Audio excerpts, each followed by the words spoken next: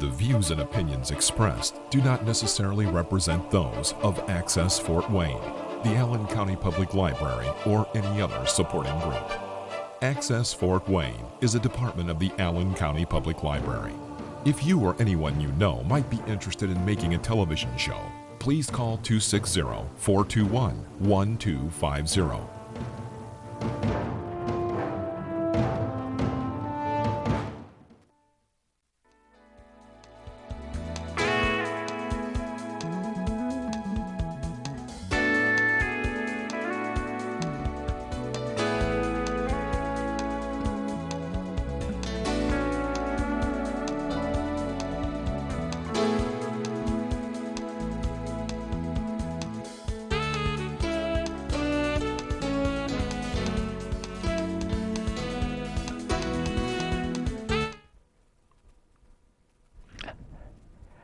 Welcome to the Cashman Mind, Body, Spirit Show. Today we're going to speak about a very interesting subject, and that's the history of sugar, because it's affecting our health so much today that most of the diseases we're treating in the hospitals, and I personally was seeing, are related to sugar. Sugar goes back many years. Evolution, God, whatever, arranged for us to seek sugar to stay alive. Yes, but the darn trouble is we're eating 200 pounds of it instead of hundreds of years ago, thousands of years ago, we were consuming maybe a pound or two at the very most. Eventually, this involved slavery. That's the reason, if you look at the cover of my book down there, The New Slavery, Sugar Addiction. We had the old slavery where the slaves were transported horribly from Africa to the Caribbean and frankly all over the world to make sugar safer.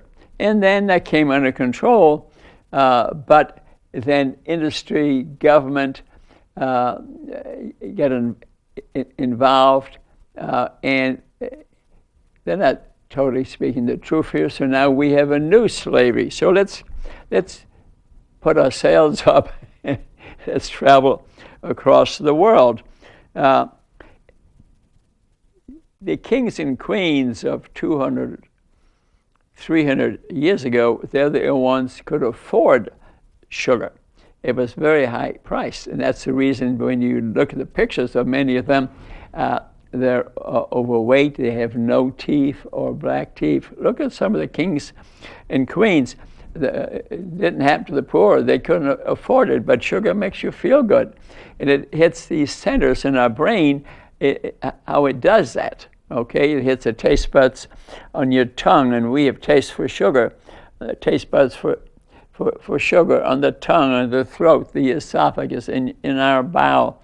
And then eventually it works its way to the brain through the vagus nerve and also through chemicals and centers, the hypothalamus in our brain that controls appetite and hunger, for example.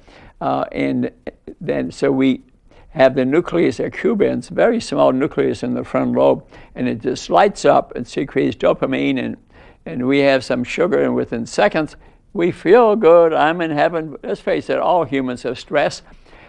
So you can see that almost everyone be seeking it. Even the bacteria in the gut seek sugar. Yeah, it makes you feel a little bit better. We all lead stressful lives, some just a lot more than others. So eventually the price of sugar came down a little bit. It was too expensive unless you didn't have to pay for the labor of picking it in the fields, and this was done through slavery. It was brutal. Millions and millions were taken from Africa to the Caribbean and other parts of the world, to the United States eventually.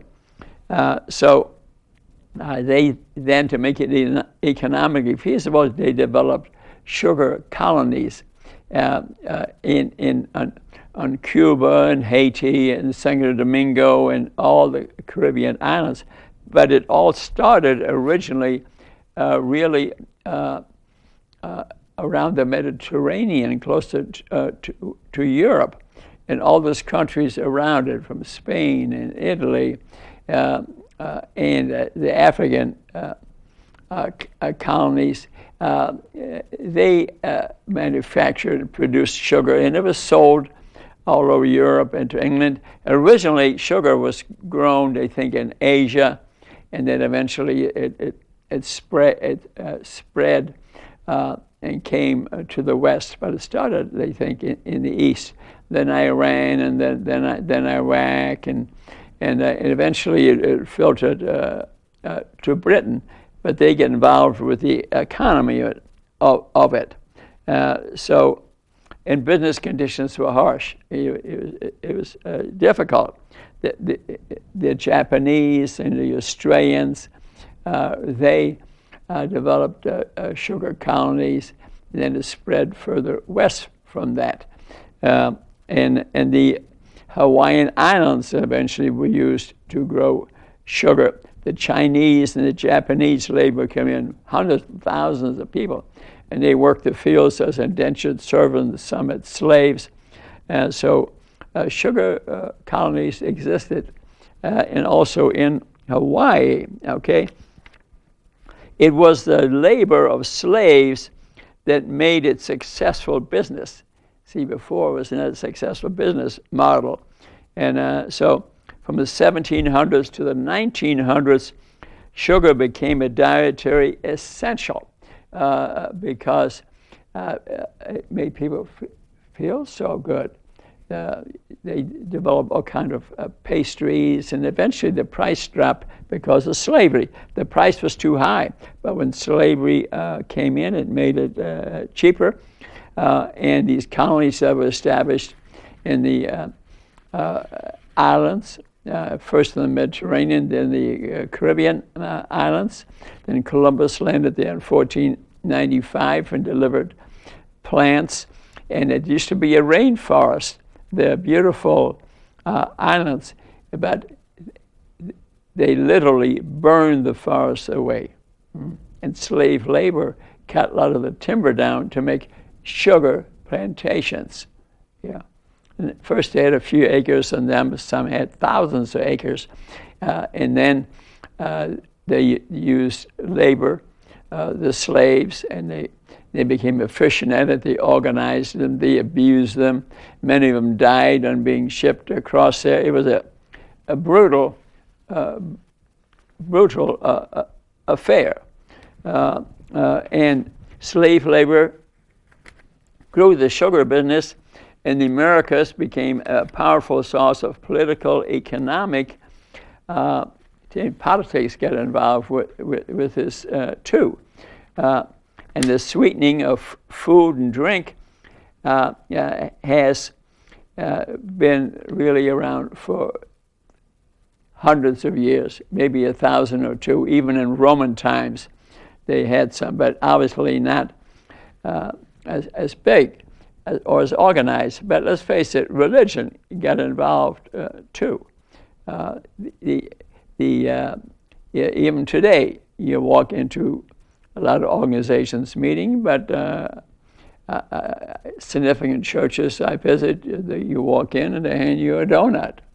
Yeah, that shouldn't be. That shouldn't be, because eventually you might become addicted to sugar, lead to bad health. They need to give you some good food.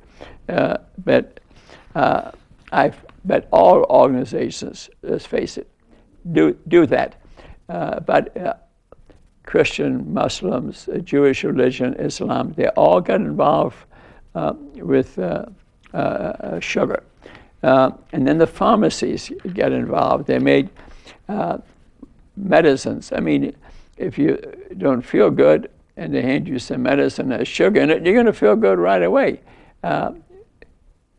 But was there really a pharmaceutical drug in there? No. And so if you take the sugar plant, and the stem. They use the leaves to make the sugar. They have to boil it and heat it, and it's a brutal processing. But the stem of the sugar plant, they can turn in through processing, can turn into molasses. Molasses can be put on bread, and it costs a bit less. So the poor used it for maybe 100 years, putting it on bread, and it tastes somewhat sweet. And it's spread around many countries. And then if you refine it further, it turns into rum. And that, as you well know, is still around today, but it got to the point that almost everyone 100, 150, 200 years ago was drinking some rum. Again, to feel good. You can understand that. Hits the nuclei, dopamine gets secreted, serotonin gets treated, I feel great. And I'm putting sugar on and eating sugary cakes and ice creams, for example. Sugar actually was grown years ago.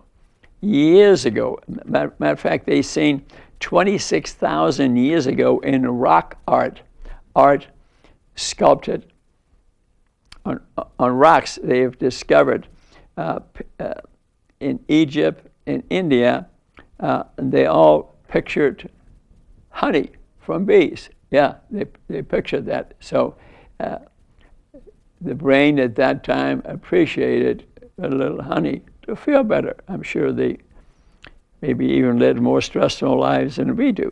Okay, and reading some Roman texts, for example, we find references to honey. The Holy Bible has images of honey in it. Remember, I said it's throughout all religions. Okay, and in the Bible, matter of fact, it says, "The Lord let the Israelites out of Egypt, led them to a land flowing with milk and honey." That's in the Old Testament, many references to honey, the promised land. Okay, just to let you know, it is involved throughout history. Okay, and so honey was offered as a tribute to the gods. Mm-hmm. Yeah. So also Islam spoke of honey, and today, let's face it, even a fairly disciplined guy like myself at 139 pounds, who's celebrating his 39th birthday for the 46th time next week, Sunday, add them up. If I go home tonight after a busy day and there's a donut laying there, I'll be eating it, because our body is designed to seek it. We have to be strong. We do it occasionally. What difference does it make? Okay? And the Quran makes regular comments about sweets. It's a sign of faith. Okay? So honey was thought to be God's medicine at one time. From the 14th century, which would be around when Islam began, claimed that the prophet, God, was fond of honey. It's in their literature. And India spread the world full of sugar, and that's where the Islamic culture existed. Buddhist cuisine also adopted sugar as far back as 250 BC. Mm-hmm.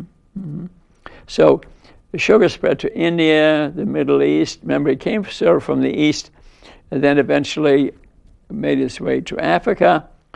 In the 1400s, it was cultivated in Egypt, Syria, Jordan, and so sugar was on the move. But you can see the point. We all need something for energy, something to make us feel a bit better. The trouble is we're consuming too much of it, resulting in many diseases. And so sugar was originally started, we've agreed, in South Asia, and I mentioned that before. Finally, they started processing sugar, refining. They were heating it, and it was turned into oils, but it took a while till they developed the system of turning it into crystals, and then they were refined further. Okay, so after 1600 or so, explosion of sugar production westward.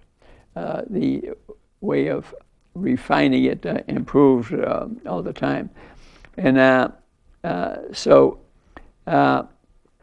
but again, I mentioned already, it was in Japan, it was in Asia, even in Hawaii.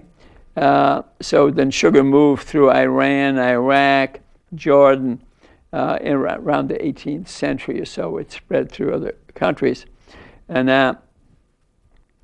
the first that the English encountered sugar, in higher quantities, was around 1095, 1099 during the Crusades.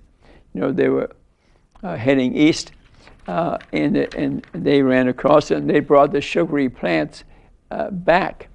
The ones who survived coming back. Okay, they were having wars at that time, and they brought plants with them. George Woodward accounts of Edward, the first king of England, 1287. Edward the First records of the records they were reviewing that the king had 667 pounds of sugar and 300 pounds of violet sugar, 1900 rose sugar. So it was not refined, okay? So it wasn't the white crystals, but against it was available to him, and they had banquets, they served sugar and sugary cakes, and they made sugary statues. It was a big thing, but they're the only ones who had it, okay? But it was first came from the Mediterranean, okay? 13th century, but all the sugar went to the kings, to the kings and queens, okay? And it was widespread in England among the rich, okay? And they themselves used sugar on fruits, and then they started doing paintings with it. In 1412, someone had built a mosque totally out of sugar. Mm-hmm. And then sugar was delivered in boats to Venice, and 1326, 1395, a gentleman named Taillen Talleyrand introduced it, frankly, to the French, to the wealthy French, for example. And in 1379, it was already in grocery shops and gums and pastries and nuts and almonds in the French population.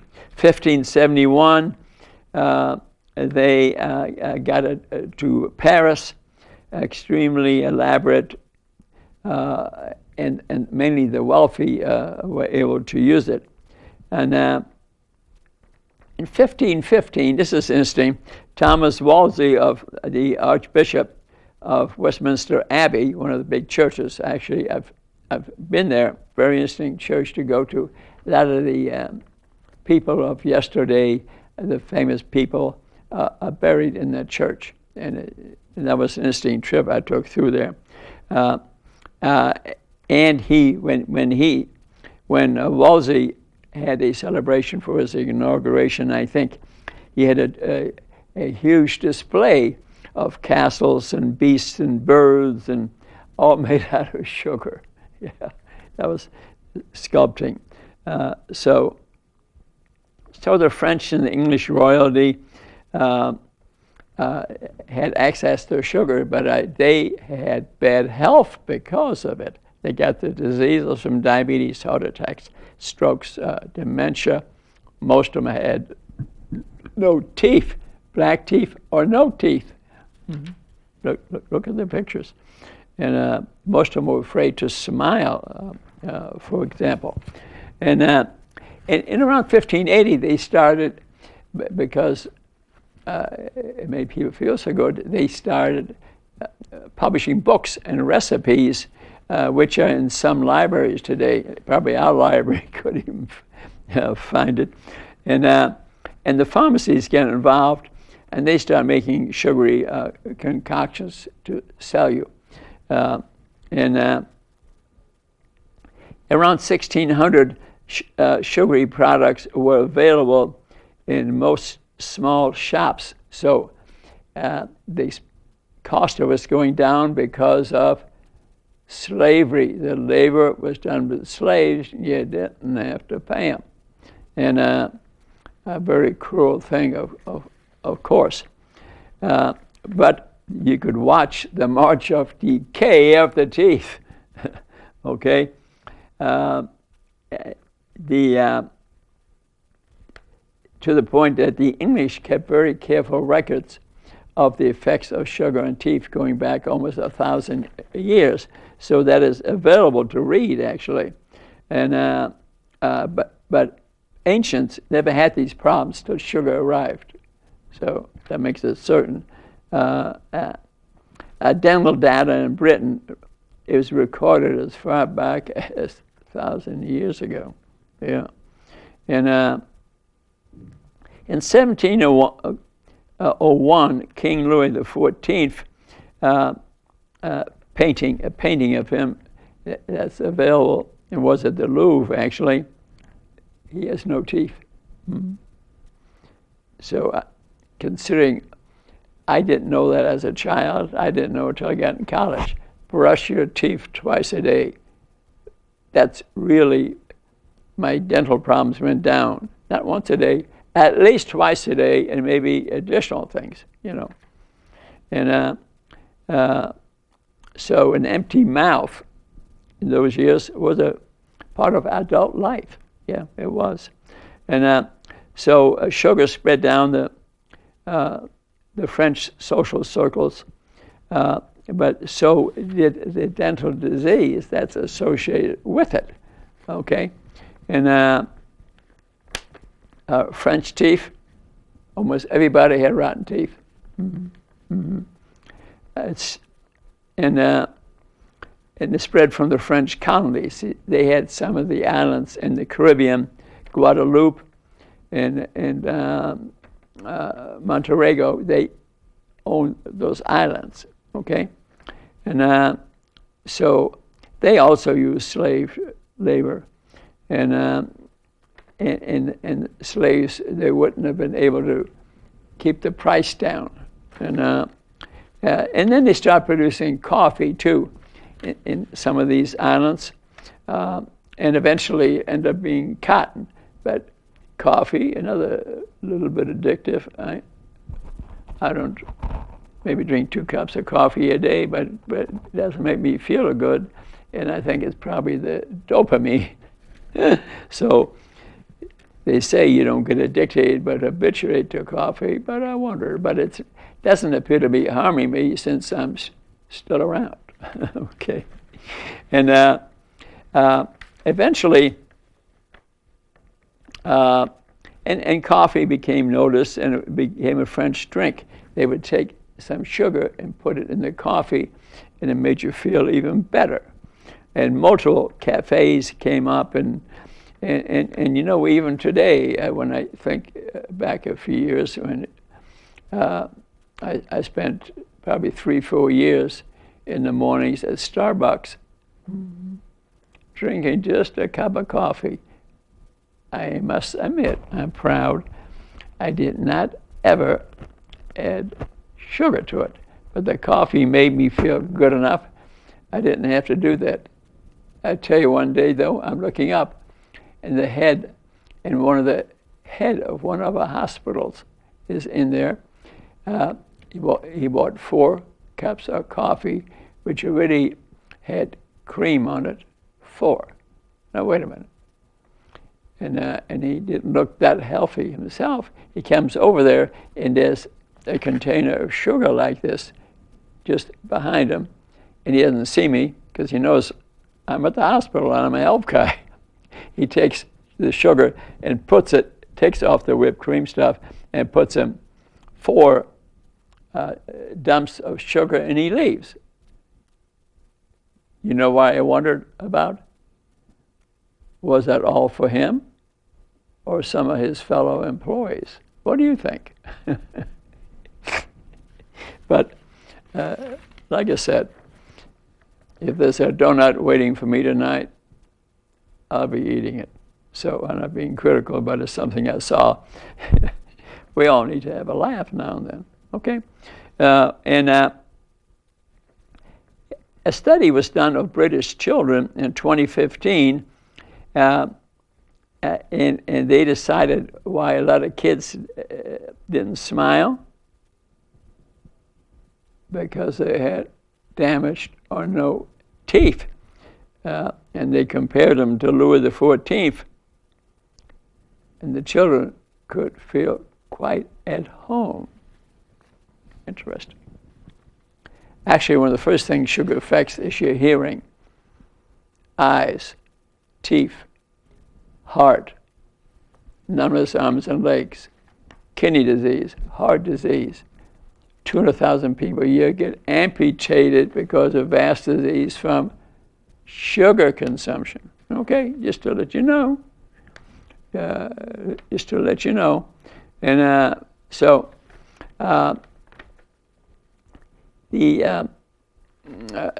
eventually,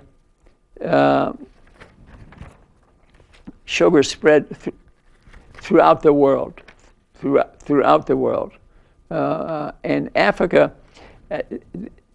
sent about 12 million slaves to the islands. Okay, 11 million survived. Many died on the transport. They were chained down. They were obviously mistreated. But interestingly enough, some of the Africans themselves sold their relatives and friends of the same culture for money. Slaves were worth money. Matter of fact, when they came to the slave market, most of them were naked, chained down, so that who's going to buy them knew they were healthy. Mm-hmm. Very sad. And and these islands, remember I said, they deforested them. They burned them down. They cut all the trees down, and a lot of the slaves were forced to do that. And they developed these huge colonies with masters because they made so much money from sugar, which they sent back to Germany and France and England and all over the world. They had huge houses and mansions, some of which still stand today. Okay, and so the natives who were on these islands, when they arrived to turn them into sugar plantations, were all killed. All the islands, even Columbus, if you read some of the records, he met beautiful people more beautiful than the people that exist today. Wonderful skin, beautiful eyes, very friendly, but all they had is bows and arrows and lances to defend themselves. So they were easily overtaken with Europeans who had guns and steel, had advanced systems of wiping the natives out, and they did. When you think about that, the sugar industry and human beings, people of religious cultures, they did that. They killed all the beautiful people that were living there.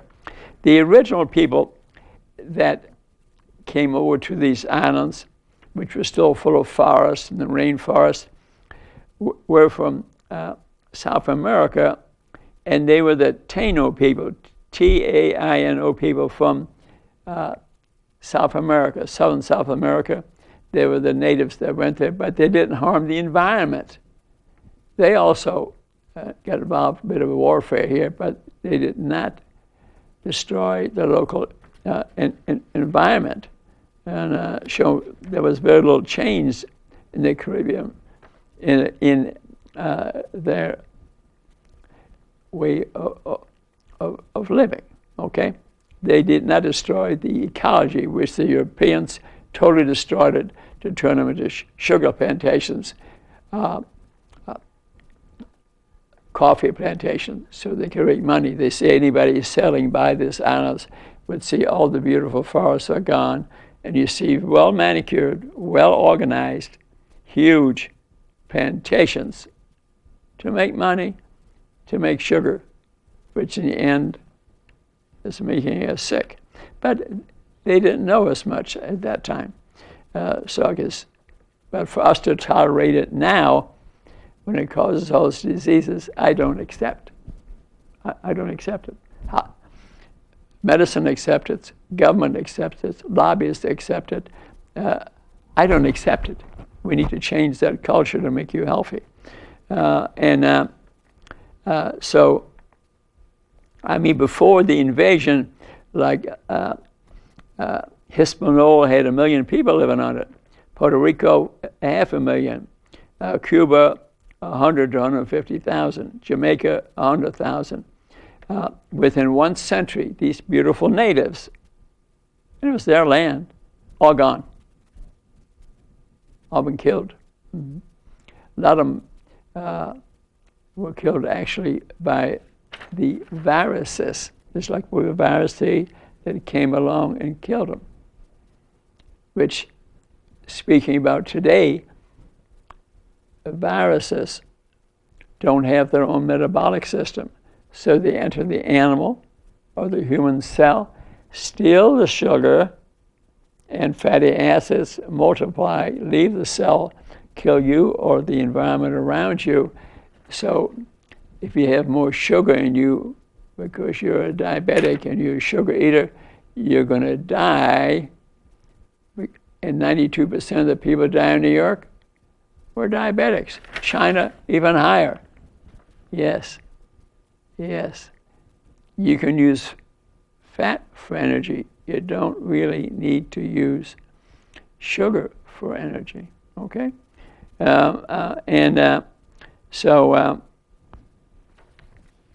Very interesting. So they deforested the islands. We already spoke about that. Plants and trees were removed largely by slaves that burned down the trees. It was a lot of that, but a lot of it had to be chopped down too. And at that time, all that was approved by kings and queens. Yeah, they were running the show at that time. Mm-hmm.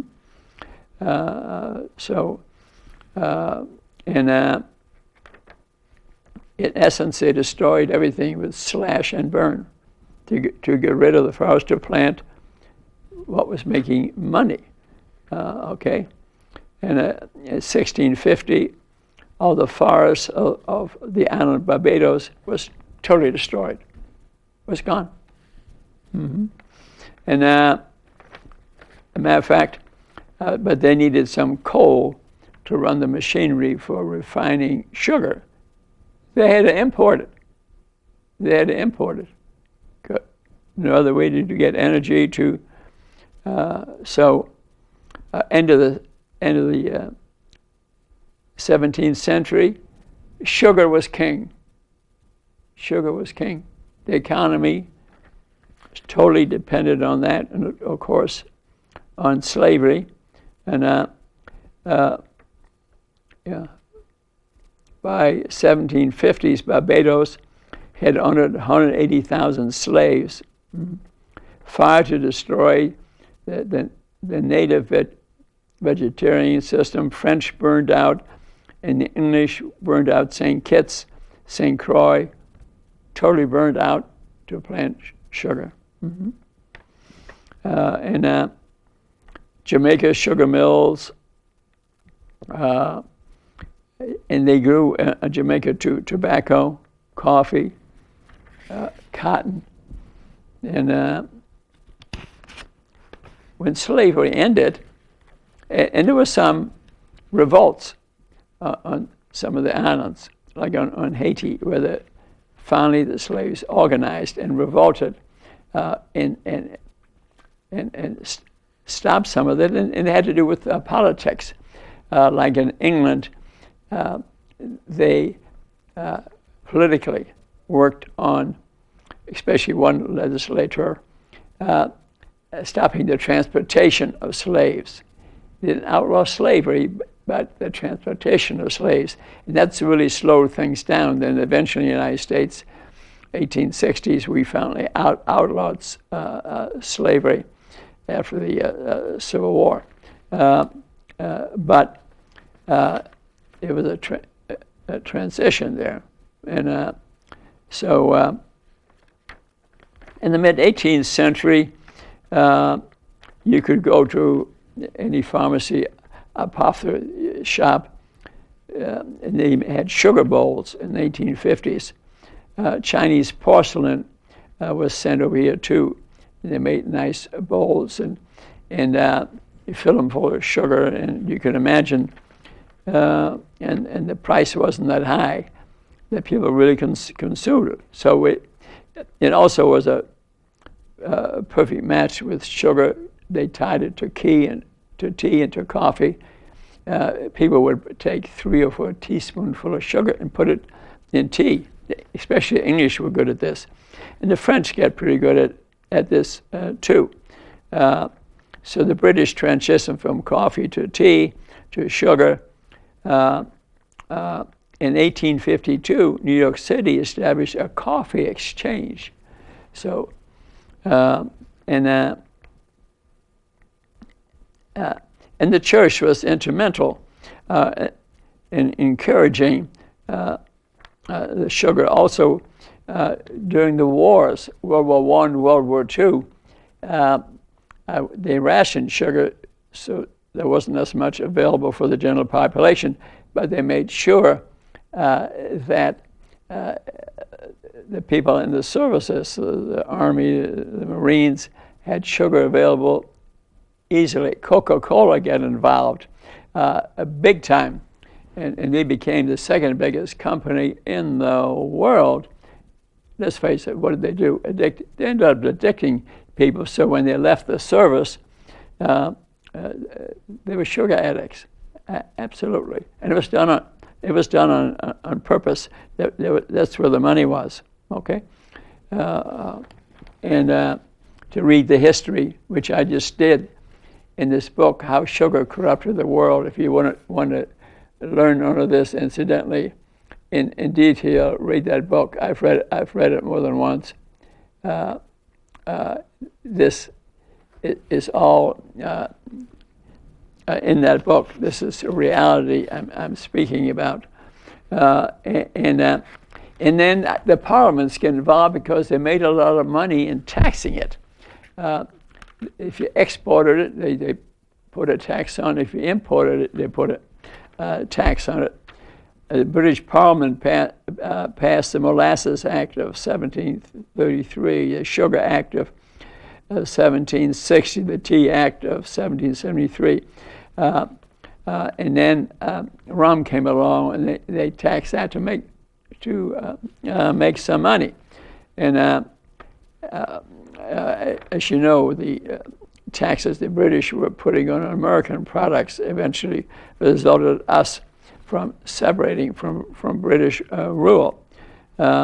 So the sugars were partially processed in these islands, but then went to major processing plants in some of the native countries, bigger machinery, and steam came along, and other sources of energy to make machines, because that in turn made sugar a lot cheaper too. They could process something in a minute versus hours. Okay. that much labor involved. Okay, and so then huge sugar products developed across the world. And remember the rum in 1640 in Bridgetown, they had 100 taverns. Most of the rum was the biggest drink. And but rum spread also to the slaves, the average people, the kings and the queens. Sugar went global. The demand for sugar probably doubled because of the different products, the candies, the cakes, the rum, the molasses we spread on bread. And originally, Brazil got involved with this also, and some of the slave trade went to Brazil. Huge number of slaves in Brazil. And slavery was not outlawed in Brazil a lot later compared to the West. And some of the plantations in these islands in Brazil were extremely large. Some had 10,000 acres. And then a very organized workforce, obviously with brutality. The people that work in the fields. And you can see they were isolated. They get away with it. Yeah.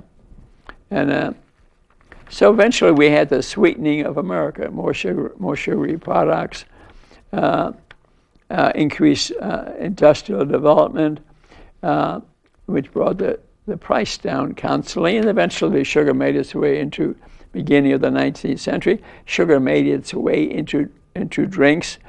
For example, Coca-Cola was involved big time, and then they added some colors to it.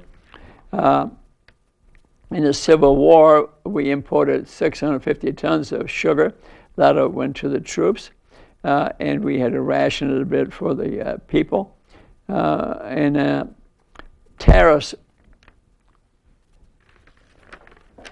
sugar coming in, they put tariffs on there in 1842, and it was making us a lot of money. 1890, the McKing Act of 1890, they put a tariff on there, and the price of sugar went down, and consumption went up a great deal. 1887, a man, this is interesting, a man named Havemeyer amalgamated, put together about 17 American sugar industries of 23. There were 23. He took 17 and who did 90% of the processing and put them into one company. He got control. That made a huge difference because he gave a lot of money to the politicians, and they stuck together. They controlled 98% of the refining of sugar. Okay, and even the government supported that because he could bribe the politicians, and he was then really King Sugar. But at that time, businesses were like that. Even the railroads, the banks, energy, all that. These industrial complexes had tremendous control over the country. 40% of everything in this United States was under these corporations. Hershey's Chocolates was another examination. And these sugar trusts, I think, still exist in part today because the government, you wouldn't believe this, not believe it, when all these diseases are caused by sugar, okay, is that sugar supports the price, the government supports the price of sugar. It would be a lot more expensive. They support the price of corn, which makes fructose corn syrup, which goes to liver, makes fat, and is a big cause of disease. The government supports the price of corn, so fructose corn syrup, which is sweeter than sugar, is more addictive than that. They put it in processed foods that you're eating today, resulting in a lot of disease, and that's not nice. That's money that should not be spent on sugar, but maybe on teaching us good health habits. That's true today. It's true today. And so during the French Revolution, France brought the production of sugar in its islands to its knees, okay? And so they made a lot of money off the Caribbean islands.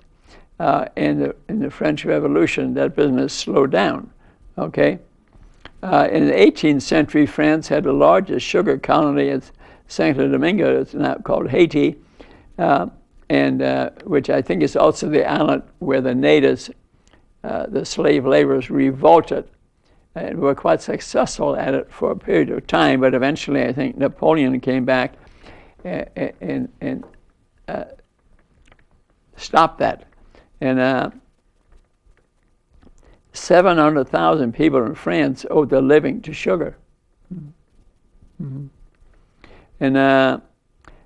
But the French were not as well organized as other countries.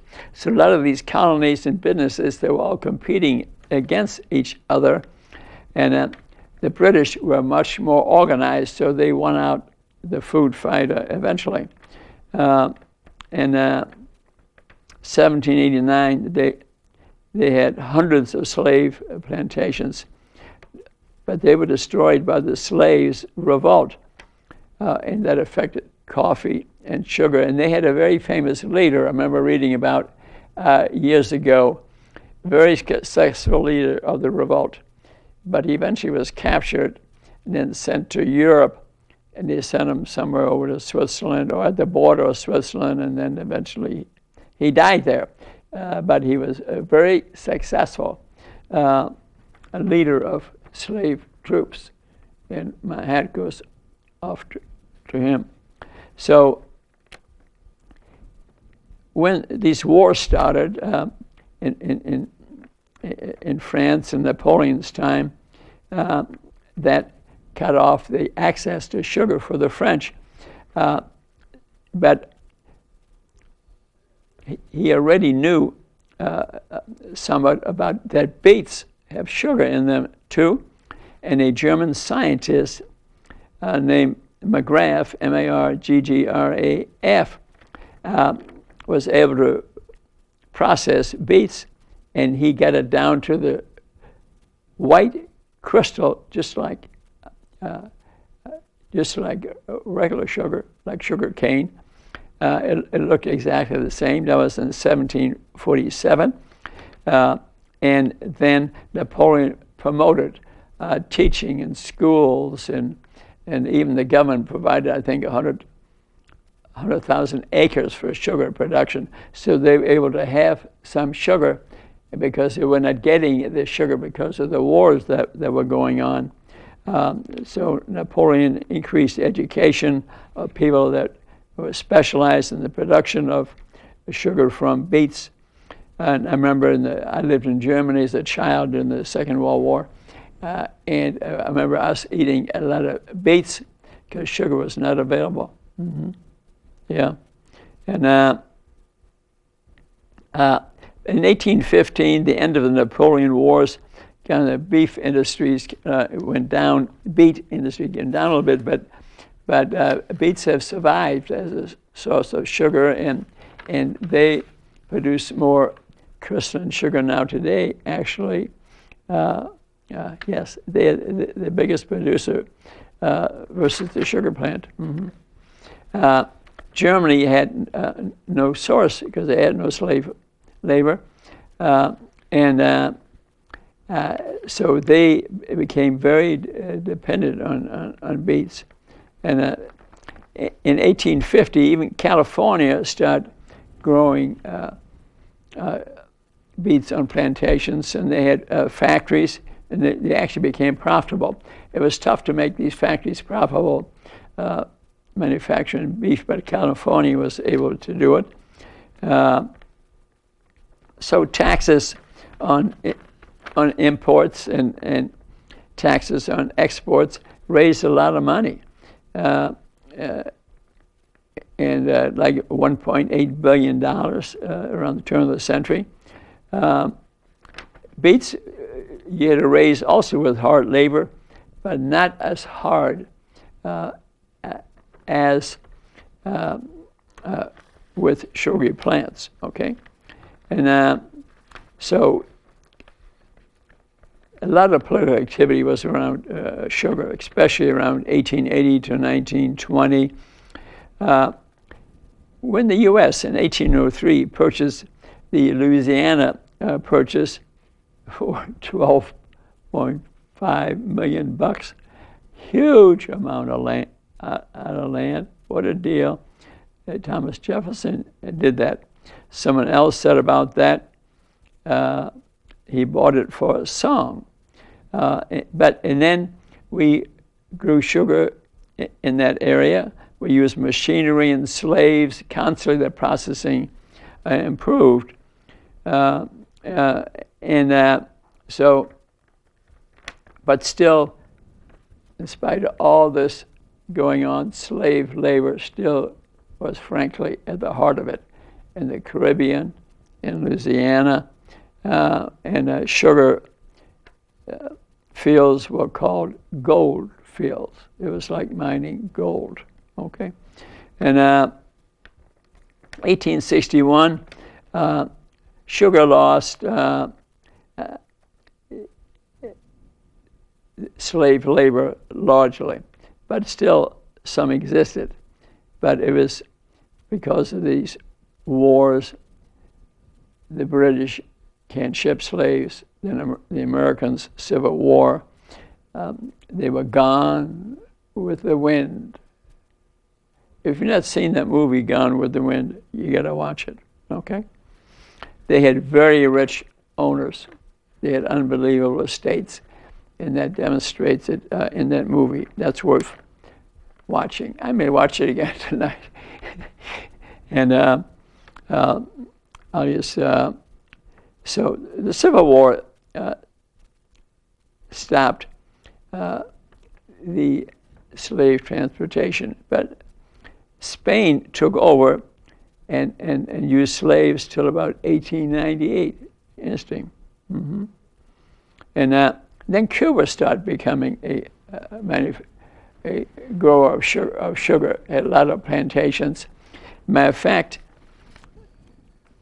you know, when you think about Fidel Castro, why did he start this war? You know what some of the reason that he was? To finally stop the U.S. control of production of sugar and controlling it so the people on Cuba were getting paid very little. And then he became the leader partly because of that. Isn't that interesting? You might say he was totally bad, but you wonder why we've not opened Cuba and U.S. relations better. Interesting. And maybe that all the Cubans would come to Florida. I don't know. But so the Americas really was a sugar kingdom. Okay. Then Cuba became big-time producer of sugar. So cheap sugar was able to be imported, see, into the U.S. Remember, I told you about the gentleman that had bought up all these companies and got involved with Congress, and he could flood the United States with sugar. And they became addicted to it. Coca-Cola helped. And then the Hawaiian Islands got involved around 1835, okay? And they eventually, the islands were totally dominated by sugar. And industry did that to them. And they imported indentured servants from China and India. Indentured means you work at a certain price. you're not technically a slave, but you are a slave. You had very little control of your own life. There were indentured people like slaves, China, Japan, Philippines, brought into Hawaii. And so labor is the key to the sugar business. Cuba became the largest producer of sugar products. Mm-hmm. And you can see largely controlled by the monopolized sugar processing business this gentleman organized, okay? And so then the First World War came along, and they restricted sugar to the people, about 50%. I remember reading about the people in Amsterdam in that area. They became much more healthy. And then the war was over. And because the Germans took the sugar, became much more healthy. And then when the war was over, they developed their disease again. Their diseases went away. That's been well actually studied. But then Coke, during the Second World War, for example, they kept the price of Coke in a bottle, I think 5 cents or something, the same price from 1880 to 1950. Yeah. They want to keep you addicted, so then you would buy some of the other products, okay? And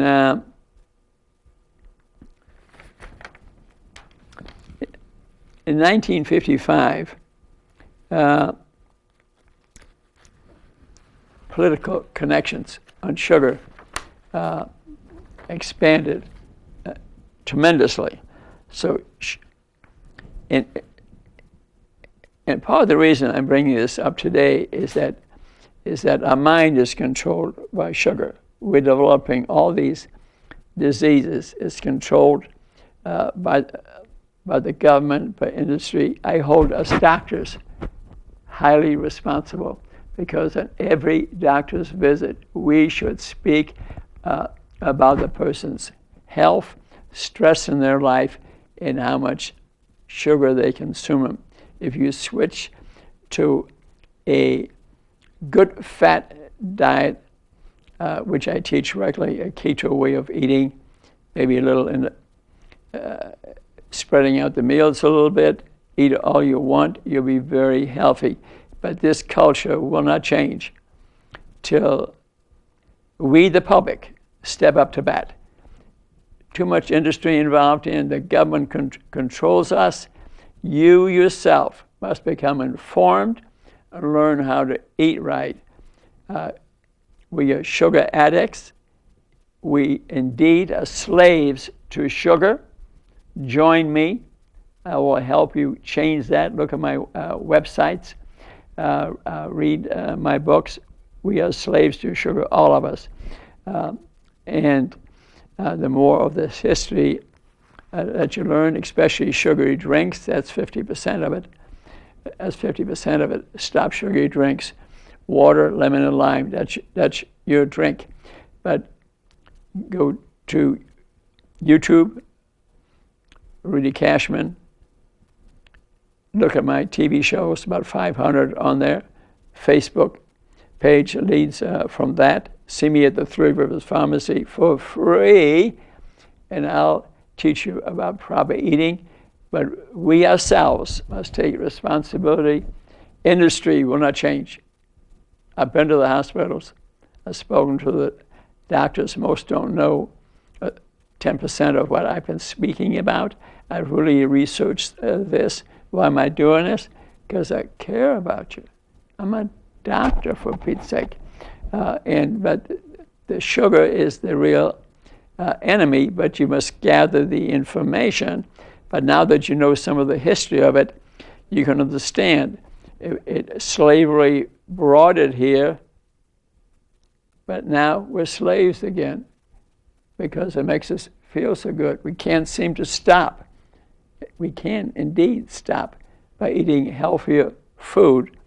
and maybe to learn Dr. Rudy's keto 16-8. 16-8 meaning spreading out the time from you eating breakfast to dinner, 8 hours, 16 hours of not eating, 8 hours of eating. I do that all the time.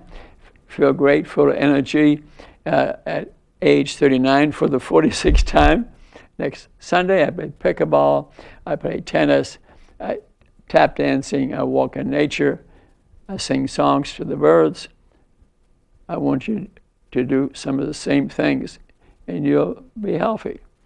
And we'll see you next time and listen to some of our other shows. I'm trying to get health information to you. And I appreciate people writing letters to me and giving me a hug and say, thank you, doctor. I get rid of my diabetes. I'm in good health now. And I'm doing this because I care about you. Namaste.